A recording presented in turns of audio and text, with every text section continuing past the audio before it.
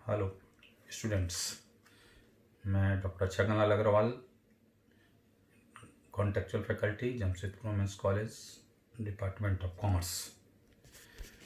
आज मैं BCom semester 6 के सभी छात्राओं के लिए, विशेषकर जमशेदपुर वुमेंस कॉलेज की छात्राओं के लिए जीएसटी के चैप्टर सप्लाई को डिस्क्राइब करेंगे। चैप्टर का नाम है meaning and scope of supply. बहुत इम्पॉर्टेंट चैप्टर है और हमारी छात्राओं का एग्ज़ाम अप्रैल से मई के बीच कभी भी हो सकता है, इसलिए इस चैप्टर को बहुत ध्यान से देखना है। जैसा कि हम पहले और भी आप लोगों को क्लास में जीएसटी के बारे में बता चुके हैं, आज हम सप्लाई के बारे में उसके आगे डिस्कस करेंगे। जैसा कि हमको मालूम है, जीएसटी टैक्सेबल एक टैक्स है। GST is a tax on supply of goods and services. यहाँ सप्लाई वर्ड पे विशेष रूप से जोर दिया गया है। सभी इवेंट को, सभी ट्रांजेक्शन को सप्लाई की कैटेगरी में नहीं रखा गया, इसलिए सप्लाई को पढ़ना बहुत ज़रूरी है। सप्लाई एक बहुत ही व्यापक शब्द है, तो इसलिए हम लोग को सप्लाई का विशेष रूप से परिभाषित तो नहीं किया गया है, लेकिन सेक्शन 7 में सप्लाई के बारे में बताया गया है।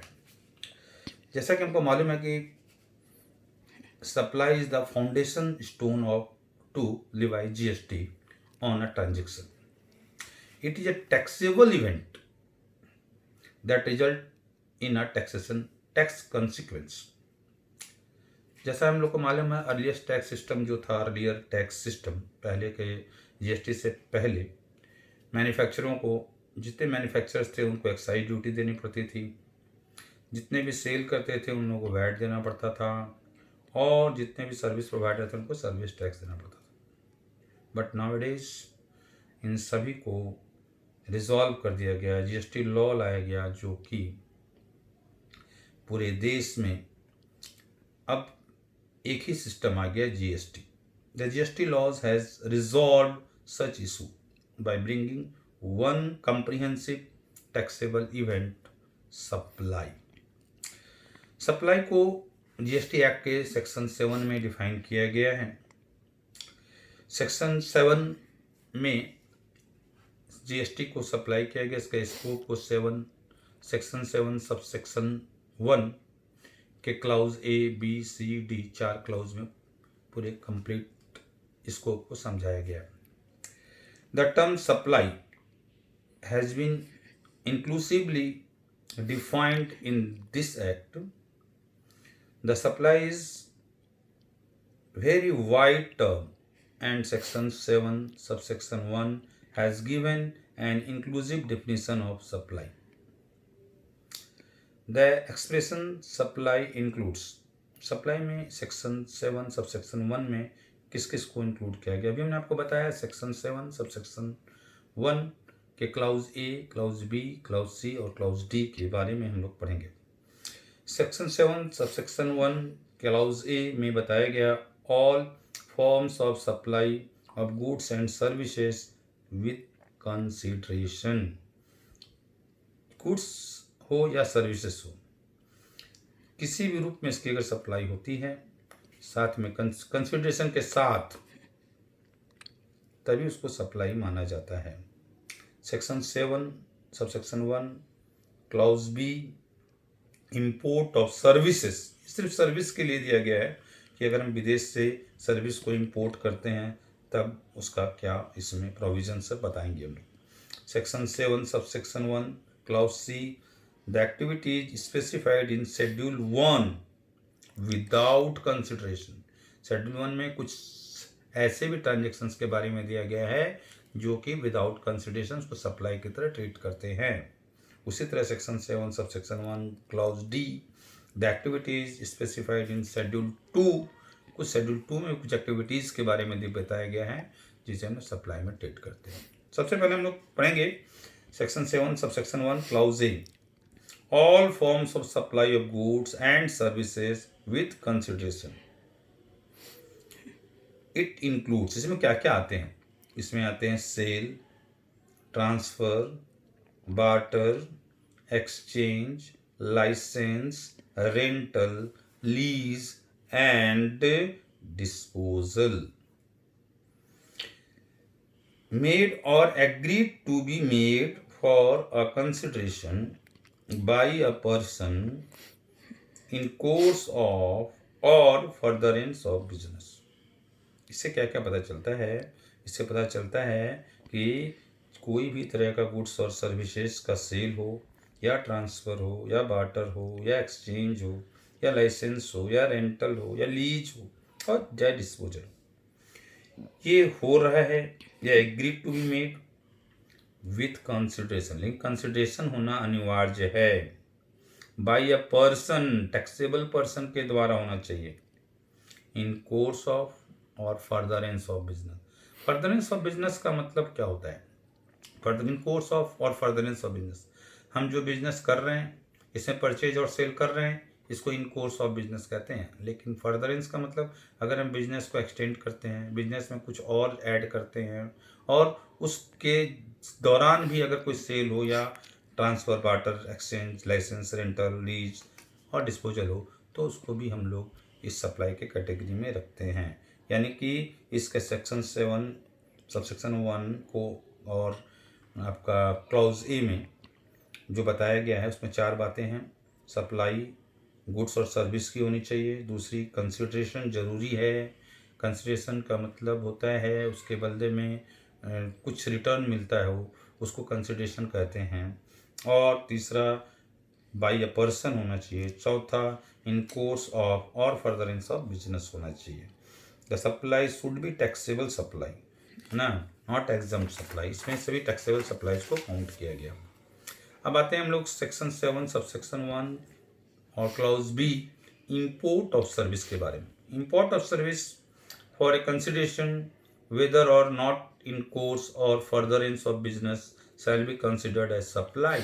इसमें बताया गया है सिर्फ गुड्स नहीं, सर्विसेज अगर हम विदेशों से इंपोर्ट करते हैं, इंपोर्ट का मतलब आप जानते होंगे, विदेश से, आउट ऑफ कंट्री अगर हम कोई भी सर्विस को परचेज करते हैं, इंपोर्ट करते हैं। और यहाँ पर एक चीज़ और स्पेशली लिखा है, कंसिडरेशन वेदर और नॉट, चाहे कंसिडरेशन पे करें या ना करें, यहाँ पर सबसे खास बात है consideration whether or not in course or furtherance of business shall be considered as supply. Such service would be liable to GST under reverse charge mechanism.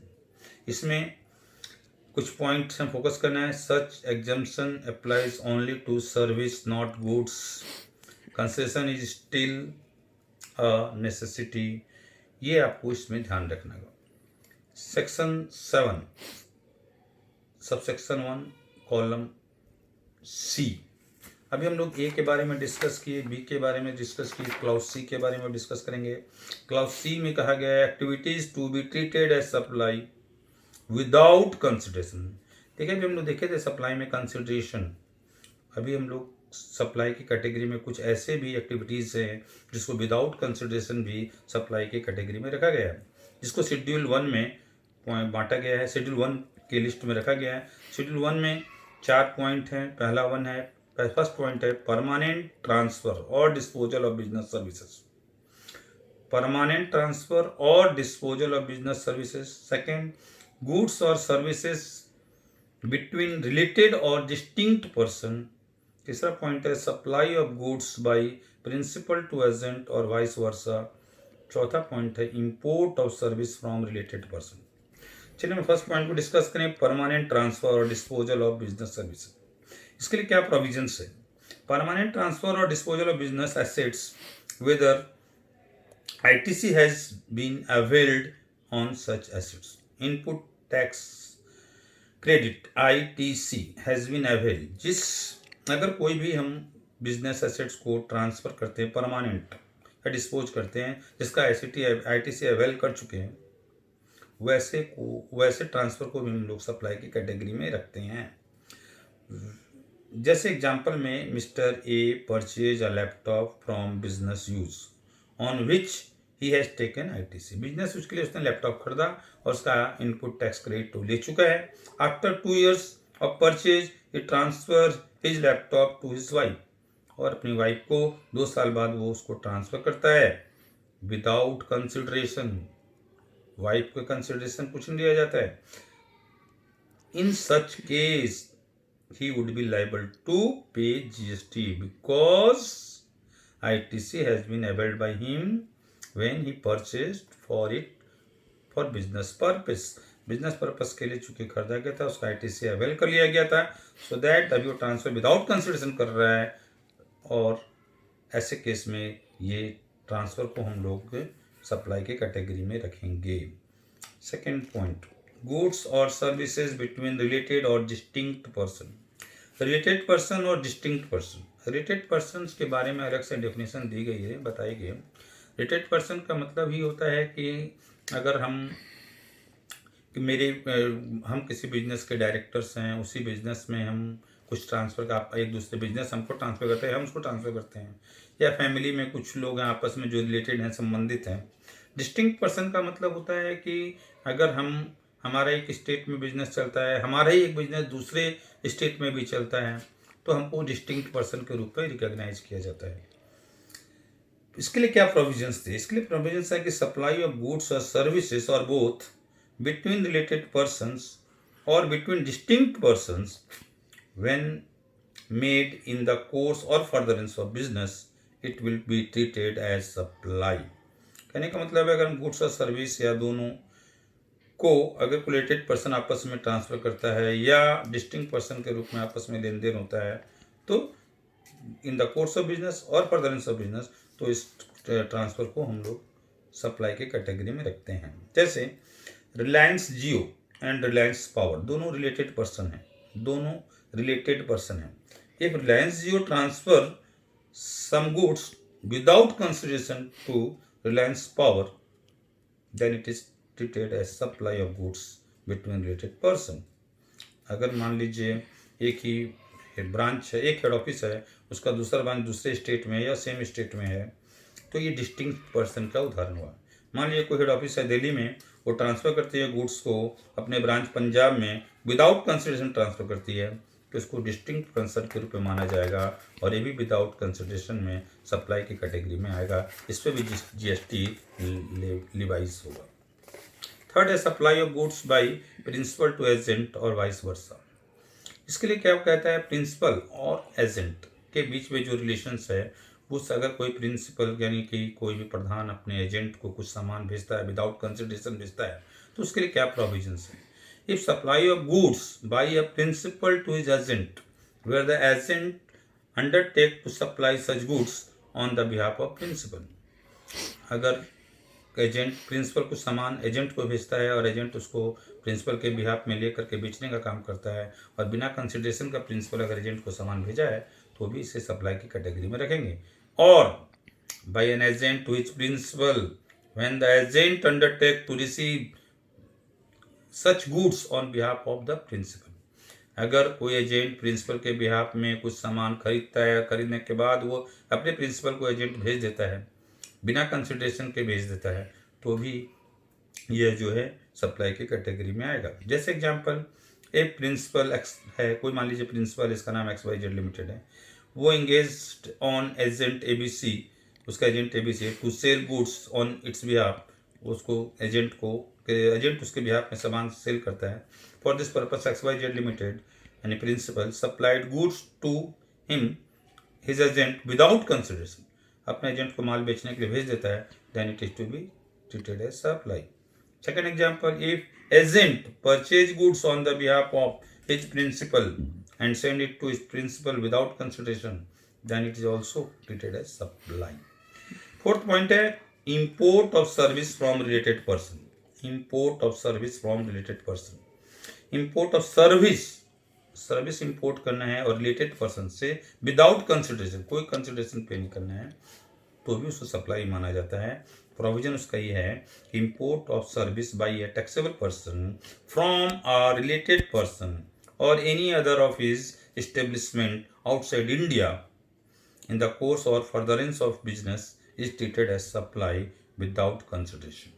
And the importance of service shall be liable to pay importer of service shall be liable to pay GST।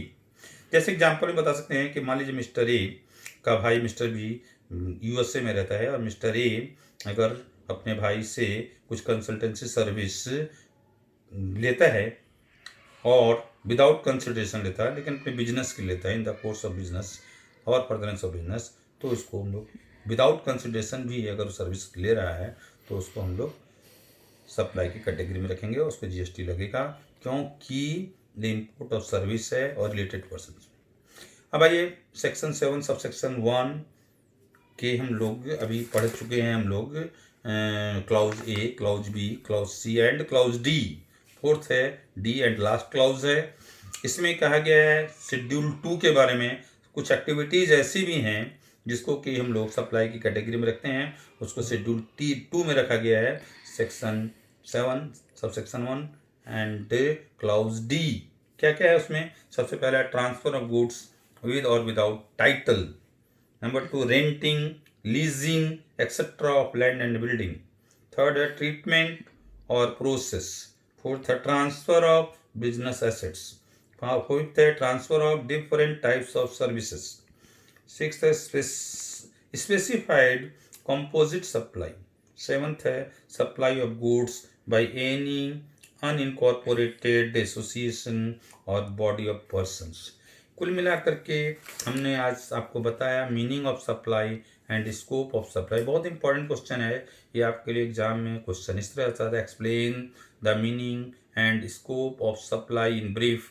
अगर इस तरह का question आता है तो आपको सबसे पहले सप्लाई के बारे में ये कहना है कि सप्लाई पर ही टैक्स लगता है, जो भी GST लग रही है वो सप्लाई पर ही लग रही है, तो सप्लाई को समझना बहुत ज़रूरी है। Supply of goods and services or both.